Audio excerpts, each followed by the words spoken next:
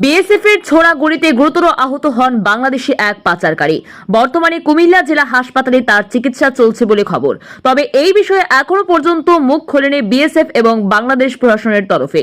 গোপন সংবাদের খবর, গতকাল রাত আনুমানিক 11টা নাগাদ বক্সনগর পশ্চিমপাড়া সীমান্ত তথা পিলার 2061/1S সংলগ্ন এলাকা দিয়ে চিনির পাচার করছিল একদল পাচারকারী। বিষয়টি লক্ষ্য করতে পেরে ঘটনাস্থলে পৌঁছে বিএসএফ জওয়ান এবং পাচারকারীদের বাধা প্রদান করলেও বাংলাদেশি পাচারকারী বিএসএফ কে লক্ষ্য করে তেড়ে আসে। প্রাণ রক্ষার্থে বিএসএফ পাচারকারীদের লক্ষ্য করে রাবার গুলি ছোড়ে। তাতে গুলিবদ্ধ হন বাংলাদেশি এক পাচারকারী। জানা গেছে যুবকের নাম মোহাম্মদ আল আমিন, বয়স 28, বাংলাদেশ ব্রাহ্মণবাড়ী থানাধীন তেতাভূমি এলাকার আহিত মিয়ার পুত্র।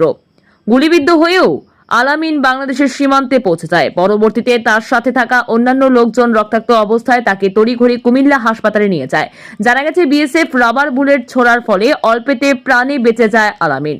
এছাড়াও বাংলাদেশ সূত্রে খবর, আক্রান্ত যুবক রাবার বুলেটের আঘাতে গলা ও বুকে সামান্য আঘাতপ্রাপ্ত হন। বর্তমানে আশঙ্কা মুক্ত বলে জানিয়েছে চিকিৎসক।